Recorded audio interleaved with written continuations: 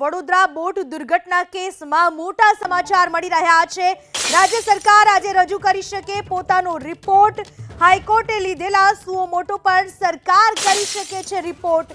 જવાબદારો સામે કાર્યવાહી અંગે સરકાર કરી શકે ખુલાસો।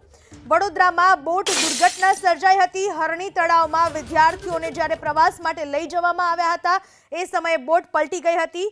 એમાં રાજ્ય સરકાર આજે રજૂ કરી શકે પોતાનો રિપોર્ટ। આ વિશે વધુ માહિતી આપવા આપણી સાથે જોડાઈ ચૂક્યા છે અમારા સંવાદદાતા તેજસ મહેતા।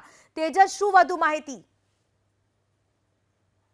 ગુજરાત હાઈકોર્ટે આ આખા મામલાનું સ્વયં સંજ્ઞાન લીધેલું છે અને આખા મુદ્દે માત્ર હરણી તળાવ પૂરતું નહીં પરંતુ રાજ્યના તમામ જળાશયો બાબતે આ જે પિટિશન છે તેનો વ્યાપ વધારવામાં આવ્યો છે। તેવા સંજોગોની અંદર તમામ જળાશયોની સ્થિતિ મુદ્દે રાજ્ય સરકારે પોતાનો રિપોર્ટ રજૂ કરવાનો છે। જે રિપોર્ટ આજે કોર્ટમાં રજૂ થાય તે પ્રકારની શક્યતા હાલ જોવા મળી રહી છે। જે રીતે કોર્ટનો આદેશ હતો તે પ્રમાણે કોર્ટ મિત્રને પણ આ બાબતની જાણ કરવાની રહેશે। સાથે સાથે જે જવાબદાર અધિકારીઓ છે તેમની સામે શું કાર્યવાહી થઈ તેનો પણ સરકારે રિપોર્ટ આપવાનો છે।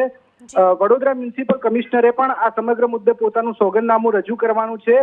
અગાઉની સુનાવણીમાં કોર્ટે સ્પષ્ટ કર્યું હતું કે આ જે સોગંદનામું અગાઉ રજૂ કરવામાં આવ્યું હતું તે પૂરતું નથી। આવા સંજોગોની અંદર હવે સરકાર શું ખુલાસો કરે છે અને કયા પગલાં લેવાયા છે તે ઘણું મહત્વનું બની રહેશે। આભાર આપનો તમામ માહિતી બદલ।